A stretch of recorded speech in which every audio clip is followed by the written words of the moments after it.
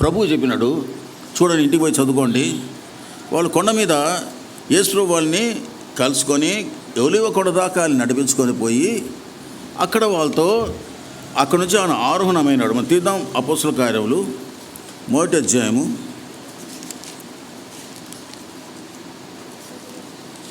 ఆయన ఆరోహణ కాకముందు వాళ్ళకి ప్రశ్నలు ఉండింది. ఈరోజు కూడా యూదులకి అదే ప్రశ్నలు ఉన్నాయి. నేను రీసెంట్గా ఒక రబ్బీ స్కోబెక్ అనే ఒక ఆయన్ని వింటున్నాను.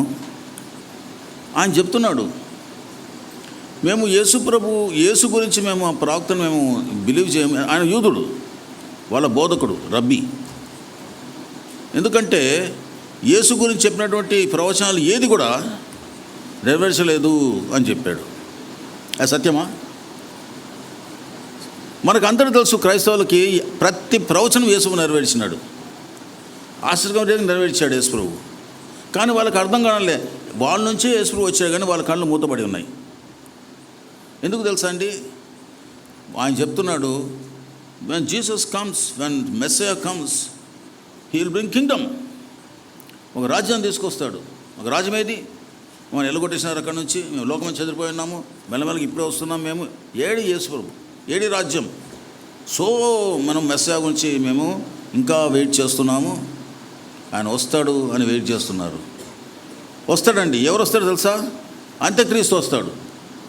ఆయన మెస్సయా అని అనుకుంటారు వాళ్ళు. కానీ యేసు ప్రభు దేవుని కృప ఏంటంటే, అపోస్తలుడు పౌలు చెప్తాడు, యూదులందరినీ దేవుడు రక్షిస్తాడంట. ఎందుకంటే వాళ్ళు గుడితనంలో ఉన్నారు. వాళ్ళు ఆత్మీయమైనటువంటి విషయాలు చూడడం లేదు, శరీరమైన విషయాలు చూస్తున్నారు. Is it the same danger that we Christians? మనకు కూడా అట్లాంటి డేంజర్ మనకు కూడా ఉంటుందా?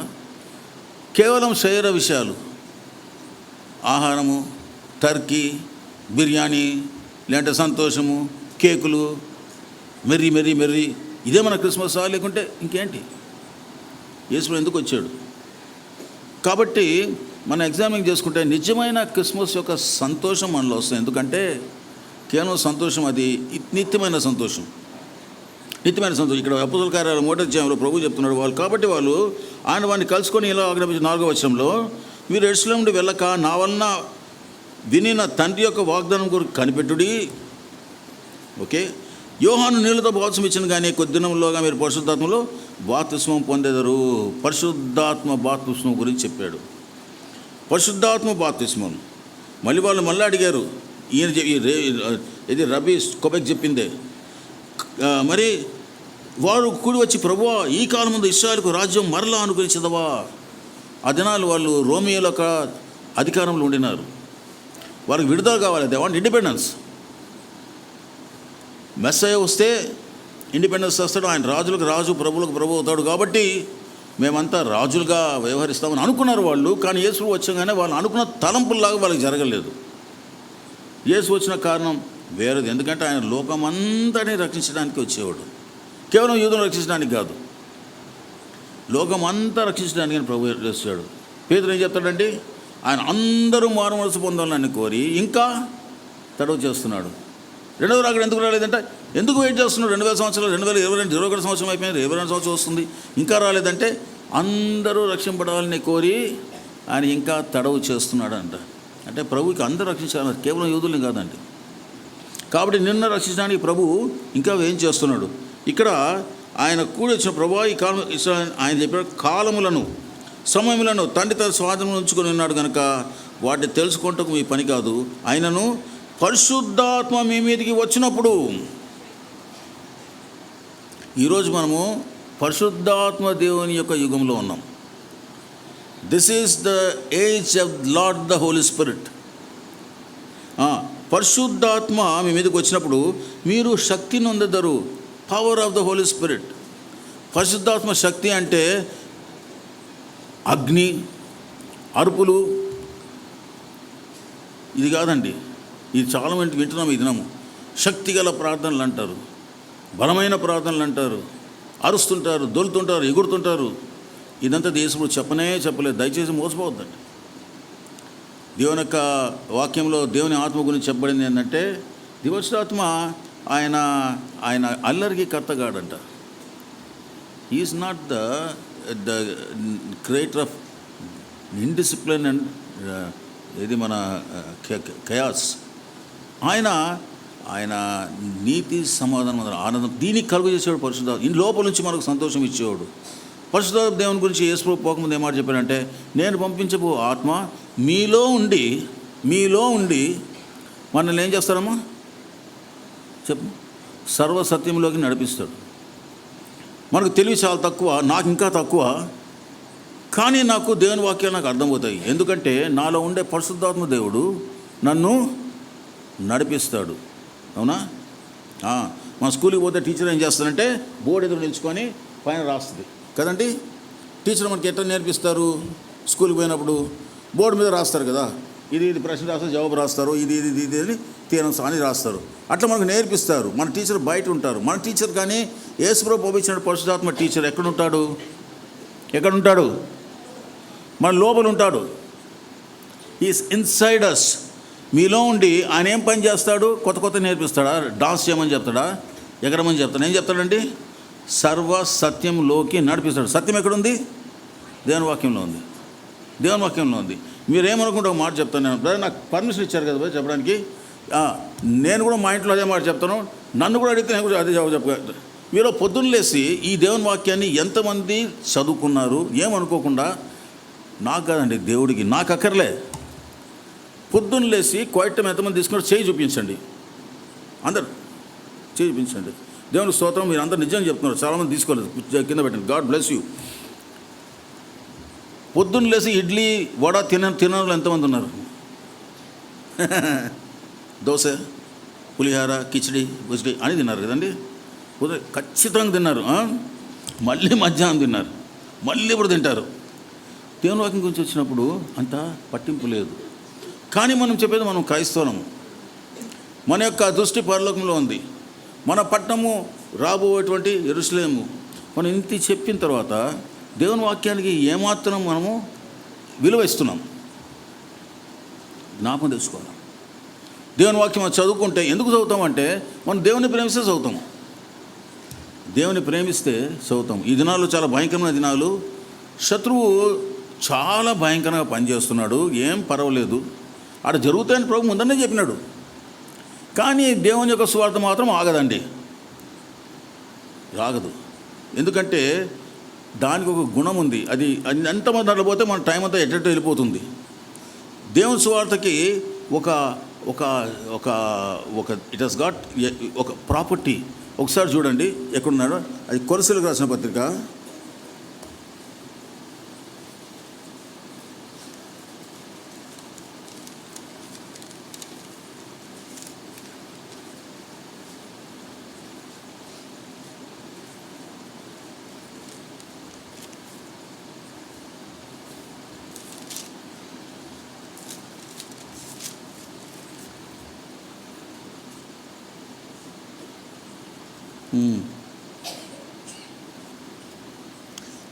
1వ అధ్యాయము 6వ వచనం చదువు, గట్టి చదువు.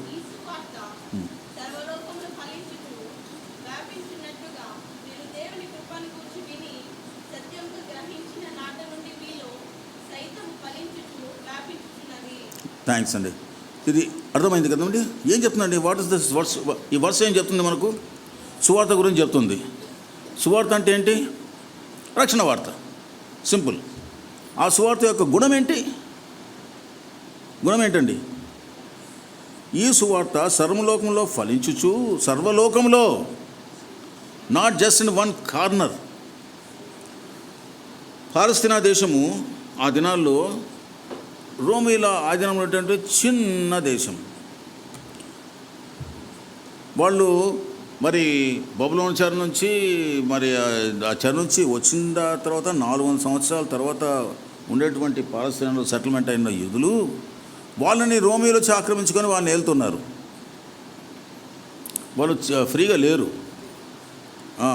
మరి అక్కడ 12 మందిని యేసు ఏర్పరచుకొని వాళ్ళతో మొదలుపెట్టినాడు. 12 మందికి ఎవరు పిహెచ్డి డిగ్రీలు ఎవరికి లేదు. వాళ్ళకు ఉండే డిగ్రీ అంతా ఏంటండి? ఒకరు చావులు పట్టుకుంటాడు, వాడు ఇది ఏదండి మన ట్యాక్స్ కలెక్ట్ చేస్తాడు, ఒక ఆయన ఏదో పని, ఒక ఆయన టెంట్లు కుడతాడు, ఏదో పని చేస్తుంటారు వాళ్ళు. కానీ పెద్ద ఉద్యోగులు ఎవరు లేరు, చదువుకున్నవారు లేరు. వాళ్ళని ఉపయోగించుకొని సువార్త అక్కడ ప్రారంభమైంది. జరిగిన విషయం లోకమంతా ఫస్ట్ సెంచరీ, మొదటి శతాబ్దంలోనే లోకమంతటా యేసుప్రభు సువార్త వ్యాపించింది. ఇది ఈజ్ ఎ హిస్టారికల్ ఫ్యాక్ట్.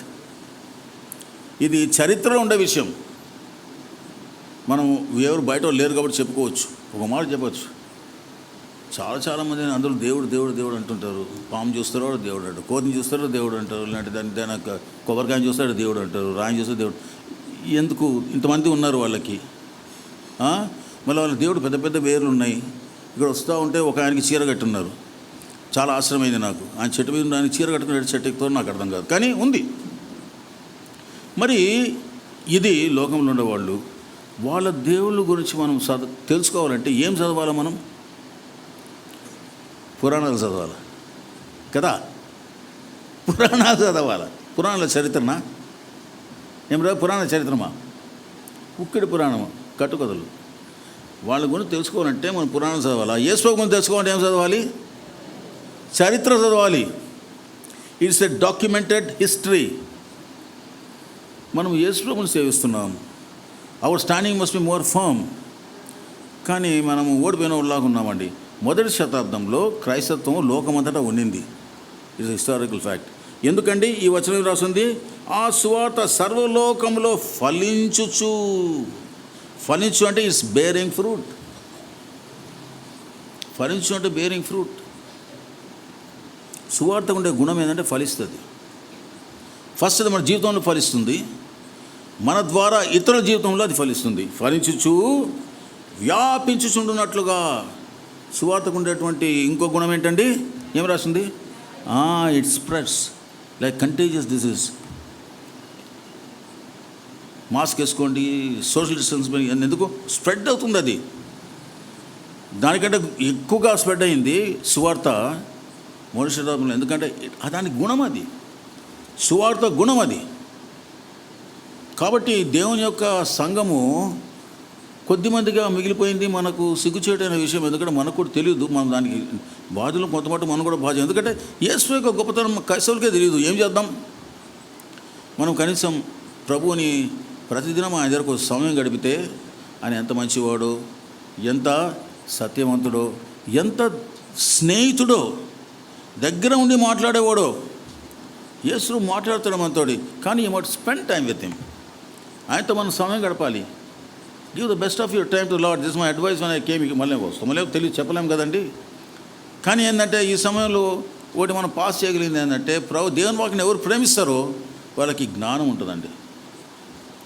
లోకంలో మనకు పెద్ద పెద్ద డిగ్రీలు ఉండొచ్చు, దేవుని గురించి వస్తే 0 ఉంటుంది, ఏముండదు. Hopkins, what's full name? Hopkins అండి, ఫిజిక్స్ చనిపోయిన మన హాప్కిన్స్. ఆయన ద స్టోరీ ఆఫ్ ఇటర్నిటీ రాసిన ఒక పుస్తకం. ఆయన లోకంలో ప్రసిద్ధిగాంచినటువంటి ఒక ఫిజిస్ట్. ఆయన మొన్నే చనిపోయాడు. ఆయన హాప్కిన్స్, ముందు పేరు మర్చిపోయినాను. ఆయనకి ఒక చైర్లో ఉంటాడు, మాటలు కూడా లేదు, మెషిన్తో మాట్లాడతాడు. కానీ was scientist, very very very bright man. ఆయన ఖగోళం గురించి, ఇక్కడ ఉన్నటువంటి యూనివర్స్ గురించి అనేక థీరమ్స్, అనేకటువంటి ఇవి సంగతులు కనుక్కొని రాసినాడు. లోకానికి మహాజ్ఞానం అందించినాడు. కానీ ఆయన ఏం మాట చెప్పాడంటే, నేను ఇవన్నీ చేశాను కానీ దేవుడు అనే విషయాన్ని నేను చూడలేకపోతున్నాను. నేను ఆ పక్కన నేను ఉన్నాను, కానీ నాకు ఎవిడెన్స్ కనపడుతుంది, అర్థమవుతుంది. దేవుడు లేకుండా ఇంత గొప్ప సృష్టి రాలేదని నాకు అర్థమవుతుంది. కానీ ఎట్లా పట్టుకోవాలని నాకు అర్థం కావడం లేదంటున్నాడు ఆయన. మరి అంత జ్ఞానికి ఆయనకు అందలేదు. నేను ఏథిస్ట్ అని చెప్పాడు, కానీ నేను ఏథిస్ట్ అని చెప్పలేను. ఎందుకంటే మరి I like to be on this side because I'm a scientist అని చెప్పాడు. అంటే ఎంత భయంకరమైనటువంటి పిచ్చి కదా. మూడని నాకు తెలుసు, కానీ నేను నాకు కనపడలేదు కాబట్టి లేదని చెప్తానని చెప్పినాడు. అటు ఎవరు చెప్తారు? ఆయన మాత్రం చెప్పగలిగాడు. కానీ నువ్వు నేను అటు చెప్పం కదా. వినో ద లార్డ్ జీసస్ క్రైస్ట్. యేసుని ఎంతమంది ఎరగరు చెప్పండి, చేయి చూపండి, ఏమనుకోవద్దండి. మళ్ళీ ఊరికి చేయి యేసుబాబు నాకు తెలియదు అని చేయి చూపండి ఎవరు. అందరు తెలుసు అన్నమాట. చూడండి, we all know the Lord Jesus Christ. నేను యేసుబాబును ప్రేమించడం లేదు, నాకు తెలియదు కాబట్టి నేను చూడలేదే, ఎట్ట ప్రేమిస్తానా అని అది వాళ్ళు కూడా చేయి చెప్పండి. అట్లా కూడా లేరు.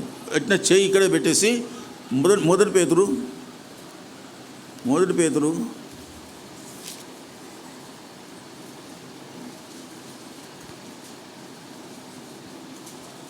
అధ్యాయము 8-9 వచనాలు కలిసి చదువుకుందాం. మీరు ఆయనను చూడకపోయినను ఆయనను ప్రేమించుచున్నారు. ఇప్పుడు ఆయనను కనులార చూడకయే విశ్వసించుచు మీ విశ్వాసమునకు ఫలమును అనగా ఆత్మరక్షణను పొందుచు చెప్పన సత్యమును మహిమాయుక్తమునైన సంతోషం గలవారై ఆనందించుచున్నారు. మనం ఆనందిస్తున్నాం, మనం ఆయనలో సంతోషిస్తున్నాం, పిచ్చోళ్ళకి కాదు. ఎందుకంటే ఆయన ఎరిగిన మీరు ఆయన చూడకపోయినా ఆయన ప్రేమిస్తున్నారంట. ఇది సత్యం. ఈ యొక్క సువార్తలో ఒక గుణం ఏమనుకున్నామో అది వ్యాపిస్తుంది, అది సర్వలోకానికి పోతుంది. ఇది ఏం చేస్తుందంటే మీరు ఆయన చూడకపోయినా ఆయన మన కను తెరుస్తుంది, మన మనోనేతాన్ని వెలిగిస్తుంది. చూడకపోయినా ఆయన్ని ప్రేమిస్తున్నారు. ఇప్పుడు కళ్ళారు చూడకయే విశ్వసు మీ విశ్వ ఫలం అనగా ఆత్మరక్షణను ఏముందండి సార్ చెప్పండి. ఆత్మరక్షణను మళ్ళీ చెప్పము. ఆత్మరక్షణను పొందినాం కదా, మరి పొందుచు ఏంటి చెప్పండి. ఆత్మరక్షణ పొందుచు అంటే అర్థం ఏంటి సార్? ఆత్మరక్షణ పొందుచు ఏంటి? నీళ్ళు తాగిన అంటే నీళ్ళు తాగినా అని చెప్తారు. నీళ్ళు తాగుతూ ఉన్నాను అంటారండి.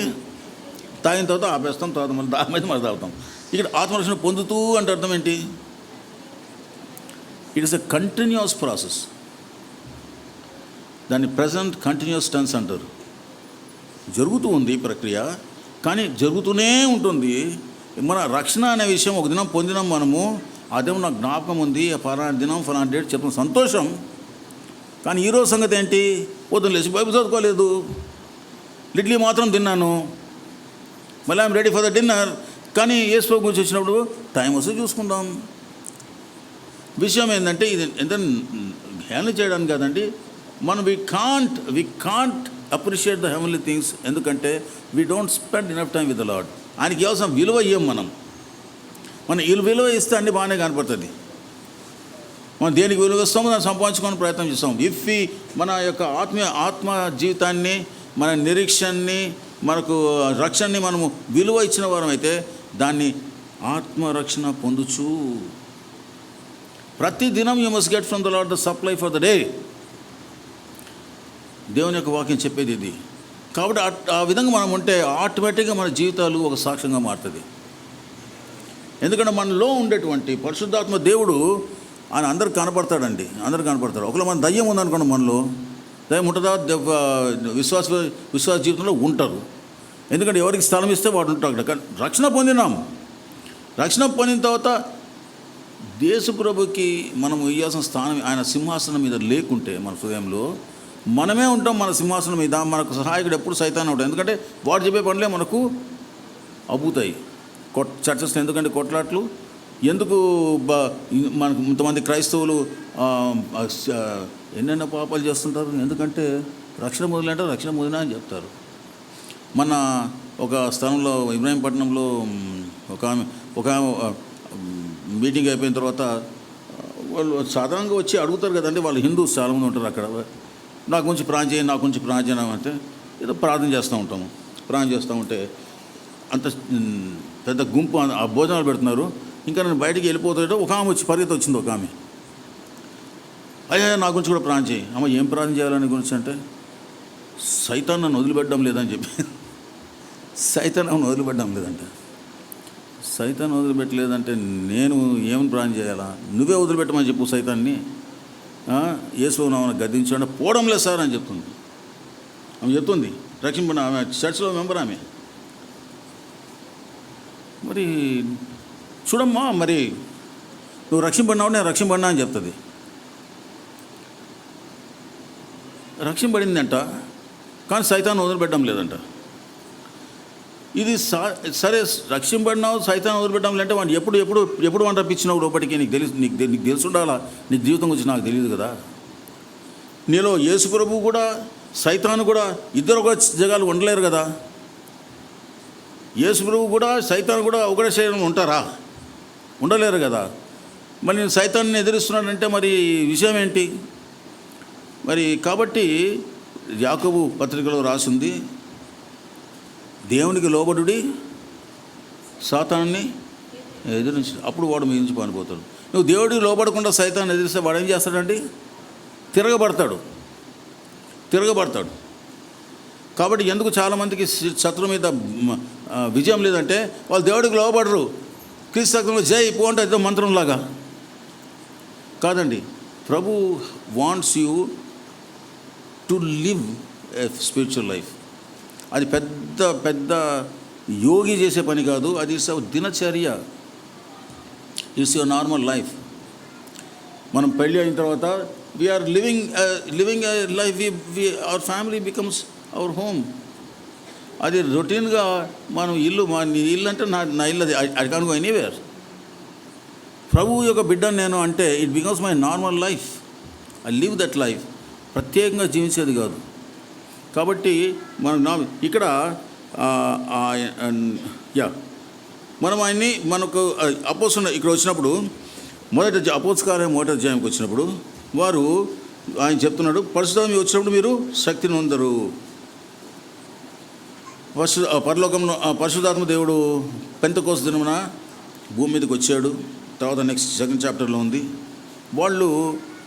వాళ్ళు సంఘంగా కట్టబడ్డారు. ద చర్చ్, యేసు యొక్క సంఘము, the church of the second born was born on that day, Pentecost day. ఆ సంఘము లోకంలో ఇంకా ఉంది. అదే పరిశుద్ధుల సంఘం, అదే యేసు యొక్క సంఘము. అది ఆ పెంతెకోస్తున మొదలైంది. వాళ్ళు చేసిన పని అంతా ఇంత సారాంశంగా ఇక్కడ ఉందండి. 2వ అధ్యాయము.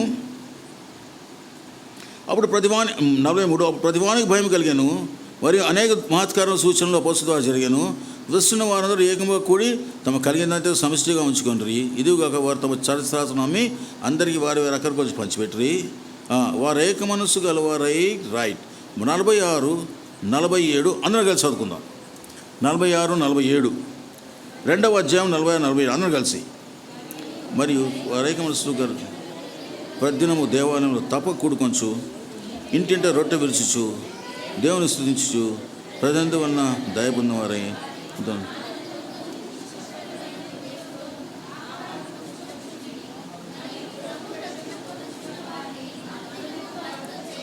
ప్రభువు రక్షణ పొందుచున్న వారిని అనుదినము వెరీ ఇంపార్టెంట్. వాళ్ళు ఓపెనర్ ప్రీచింగ్ పోలేదండి. వాళ్ళు అక్కడుండి ఏం చేస్తున్నారు? 4 చేస్తున్నారు. ఏం చేస్తున్నారండి? వాళ్ళు తప్పగా కూడుకొనుచు, ఇంటింట రొట్టె విరుచుచు, దేవుని స్తుతించు, ప్రజల దయ పొందిన 4 పిల్లర్స్. ఏదండి 4 పిల్లర్స్ ఏంటి? 1 అపోస్తల బోధ ఉంది కదా అక్కడ. అపోస్తల బోధ, రొట్టె విరుచుట, ప్రార్థన, సహవాసము. ఈ 4 మనల్ని సంఘ జీవితంలో నిలకడగా ఉంచుతాయి. దీనిలో మనం తప్పిపోయినామంటే సంఘ జీవితంలో తప్పిపోతాం. దేవుడు మనలో ఎక్కువ మాట్లాడాలంటే ముందు I must know the basics. నేను ఇక్కడ రావడానికి నేను ఫస్ట్ కింద ఒక స్టెప్ ఎక్కాలి. ఉండకుండా అక్కడి నుంచి ఒక స్టెప్ ఎక్కి నేను ఇక్కడ రాగలనా? నేను చేస్తే ఒక్కొక్క స్టెప్ ఎక్కి ఇక్కడికి వస్తాను. దేవుని యొక్క ఆత్మీయ జీవితంలో కూడా స్టెప్ బై స్టెప్ ఎటు గో, మనం పైకి పోవాలి. అది దట్ హ్యాపెన్స్ వెన్ మనము సంఘముగా కూడుతూ ఉంటే. నిర్లక్ష్యం చేస్తే మనం మన అభివృద్ధి పొందలేము.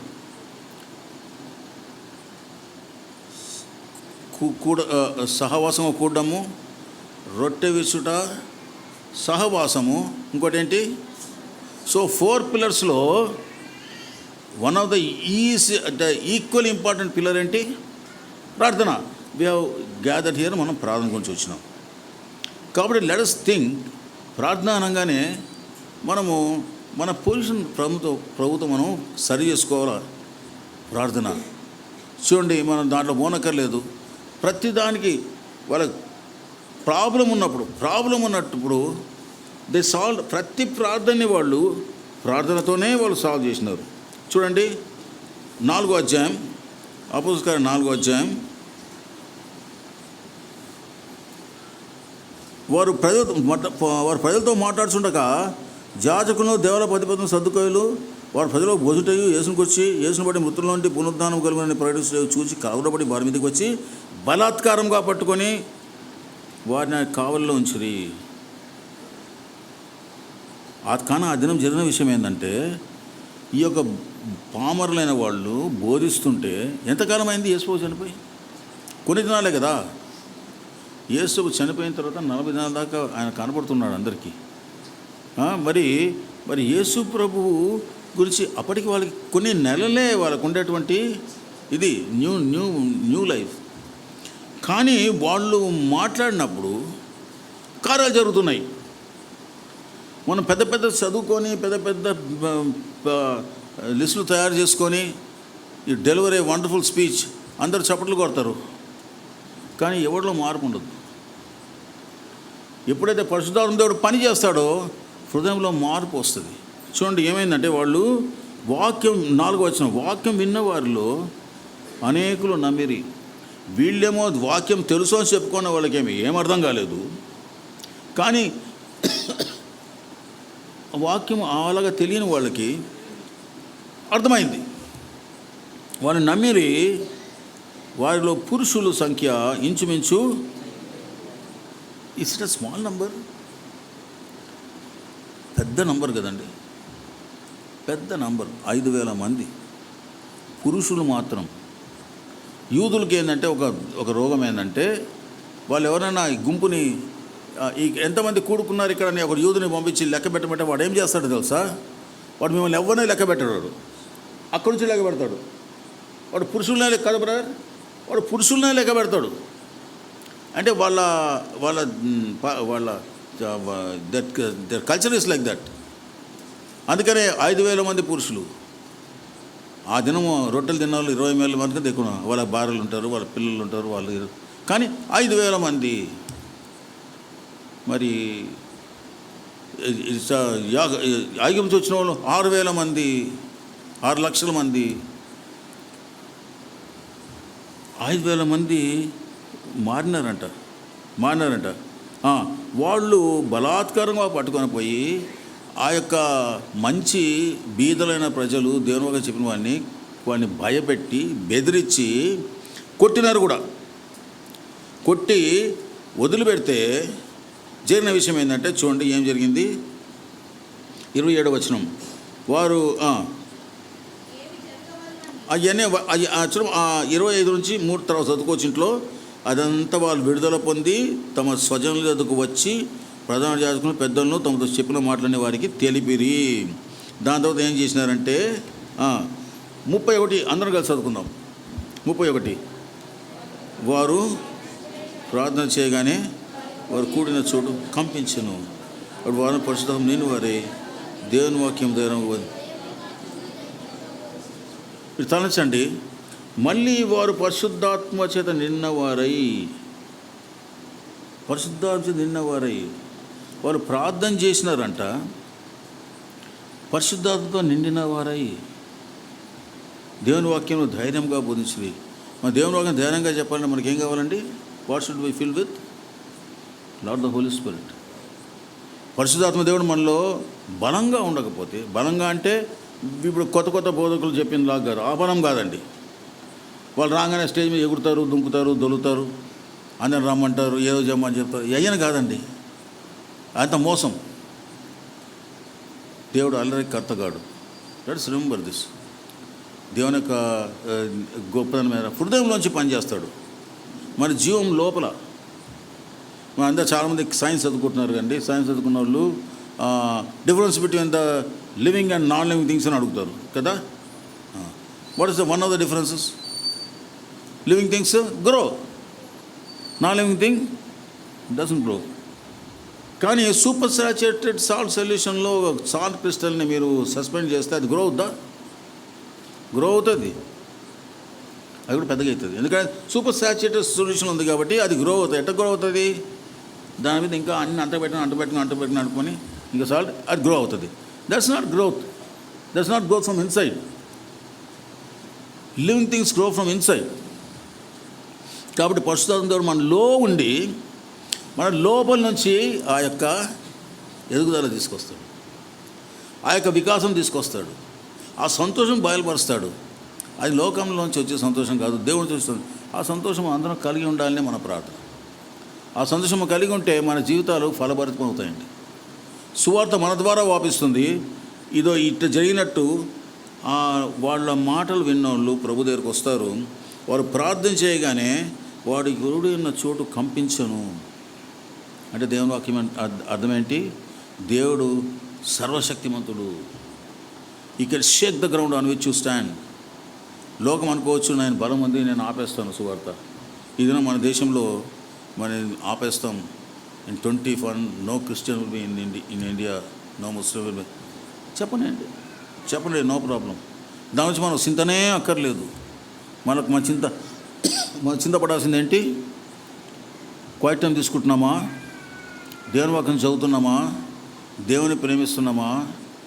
పరిశుద్ధాత్మ నింపబడుతున్నామా? అప్పుడు ఆటోమేటిక్గా దేవుడు మనకు వాడతాడు. వాళ్ళు ఉండే పరిశుద్ధాత్మ లోకానికి కనబడతాడంట. యేసు కొండ మీద ప్రసంగంలో ఒక మాట చెప్పాడు, మీరు లోకానికి ఉప్పై ఉన్నారు, మీరు లోకానికి వెలుగై ఉన్నారు. కొండ మీద ఉంది పట్టణము మరుగై ఉండనేరదు. ఎందుకు? కొండ మీద ఉంది. ఒకరు ఉన్నారండి, ఎవడో నేను అనుకోండి, దారిలో పోతా ఎవరో దిగి చెమ్మ మీద కొట్టాను అనుకోండి, కొట్లాడవుతుంది. కొట్లాడైతే అందరు వస్తారు. అందరూ ఏమైనా ఎందుకు కొట్టినావు? అది నీ పేరేమని అడుగుతారు. నా పేరు బర్నబాస్ అంటాను. అందరూ ఏమని చెప్తారు? నువ్వు క్రైస్తవువా? అరే నువ్వు క్రైస్తవుడు పోయింది ఎట్లా చేసినావు రా పని అంటారు కదండి. అట్లా అంటారు. కానీ ఇంకో పేరు చెప్పారంటే ఏమన్నా పర్లేదులే అంటారు.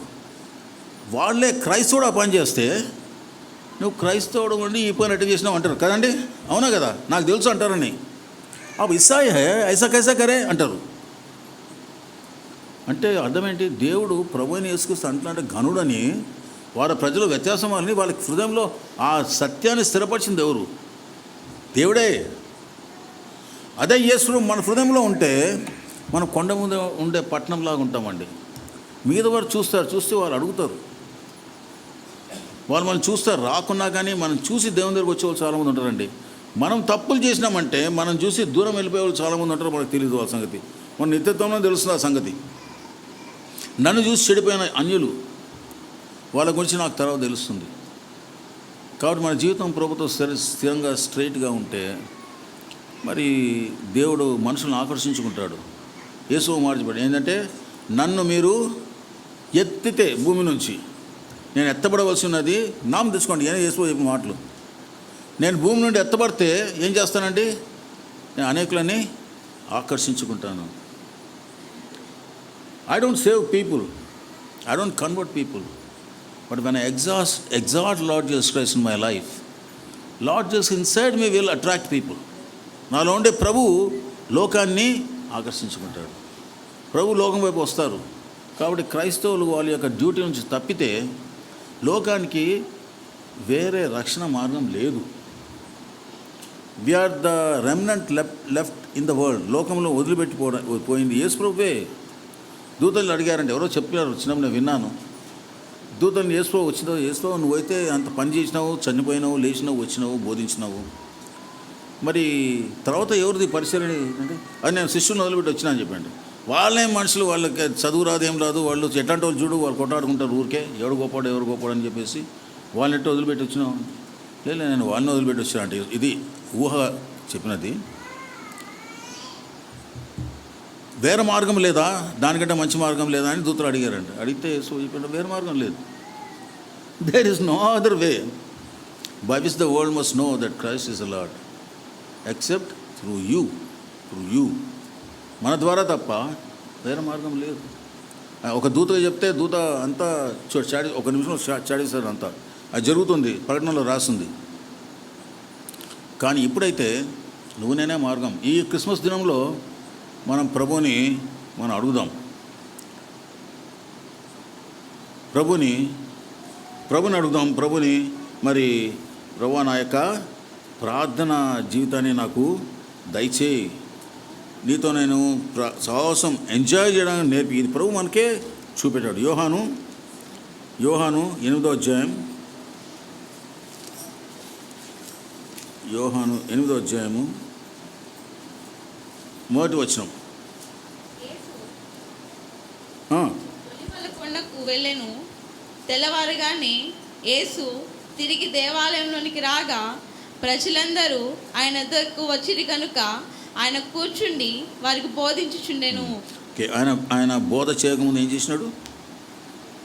ఆయన కొండ మీదకి, ఒలీవ కొండ మీదకి వెళ్ళను. ఒలీవ కొండ మీద వెళ్ళాడు. దానికి ముందు వచనం, అధ్యాయాలు వచ్చిన ముందు లేవు, తర్వాత యాడ్ చేసింది. దాని ముందు వచనం ఏముంది? వారు నీవును గలీడవా అని విచారించడము, గైలపోతున్నప్పుడు అని అంతటా ఎవరింటికి వారు వెళ్ళిరి. యేసు బోధిస్తున్నాడు, రాత్రి అయిపోయింది, ఎవరింటికి వాళ్ళు వెళ్ళిపోయారు. కానీ యేసు అయితే ఒలీవ కొండకు వెళ్ళను. ఎందుకు? ఏం చేస్తున్నాడు ఒలీవ కొండ మీద? He was praying. మన దగ్గర ఒక పాట ఉంది, లోకస్తులంతా నిద్రించుండగా మోకాళ్ళపై యేసు కొండపైన ఉండే. నా ముందా నా పాట? నా ముందా? ఆ వచనం పాడదామా నేను ముగించే ముందు? లోకస్తులంతా నిద్రించుచుండగా, లోకస్తులంతా నిద్రించుచుండగా మోకాళ్ళపై యేసు కొండపై నుండే, మోకాళ్ళపై యేసు కొండపై నుండే. నీవును ఆదారినే వెళ్ళుమా, నీవును ఆదారినే వెళ్ళుమా. ఓ నా సోదర వెనుకంజ వేయకు, ఓ నా సోదరి వెనుకంజ వేయకు. నీవాత్మాయుద్ధములో జయముందుము, నీ ఆత్మాయుద్ధములో జయముందుము. ఓ సోదర వెనుకంజ వేయకు, ఓ నా సోదరి వెనుకంజ వేయకు. ప్రార్థన సంఘంలో ఒక పిల్లర్. యేసు ప్రభు ప్రార్థన ద్వారా అని జయించాడు. ఎందుకంటే ఆయన సేవకు ముందు 40 దినాలు ఆయన అరణ్యంలో ఉన్నాడు. అక్కడ అన్నిట్లో దేవునితో సహవాసం ఉన్నాడు. అంటే మోకరించి హల్లు చెప్పడం లేదు, ఆయన ప్రార్థన చేస్తున్నాడు. ప్రార్థన అంటే దేవునితో సహవాసం. మనం కూర్చొని చేస్తామో ఆయనతో సహవాసం కలిగి ఉండడం ప్రార్థన. మరి ఇక్కడ కూడా ఒలీవ కొండకు పోయి కిందికి వచ్చి రాగానే ఏం జరిగిందంటే ఆయన కూర్చుని వారికి బోధించున్నాను. ప్రజలందరూ ఆయన దగ్గరకు వచ్చింది. దేవుని మన దగ్గర దేవుని ప్రజలు రావాలంటే మన ప్రార్థనలో మనం గడిపితే, ప్రార్థన ఇంపార్టెన్స్ మనకు తెలిస్తే, ప్రార్థన మన యొక్క జీవిత శైలిలుగా మారిస్తే, like we have breakfast, lunch and dinner, our prayer life must be one part of our daily curriculum. అది మరి అలవాటు అంటే ఉంటే అలవాటు కాదు, అది నెససరీ హ్యాబిట్, ఆహారంలాగా. దేవుడు మనకు దీవించును కాక. ఎందుకంటే టైం చాలా అయిపోయింది, మన ప్రార్థనలో పోతున్నాం కాబట్టి నేను చాలా టైం క్షమించండి. కానీ I may not have arrived at very important points, but దాని ఇంట్రడక్షన్ ఈ విధంగా ఉంటుంది. Will go little more. రేపు చూద్దాము. మరి రేపు క్రిస్మస్కి మీరు మిగతా వాళ్ళని తీసుకొస్తే ఎంతో మంచిది. ఎందుకంటే వాళ్ళకి మనం కొంచెం చెప్పుదాం క్రిస్మస్ అంటే ఏంటి అని. అంతేనండి. దేవుడు మన దీవించును కాక.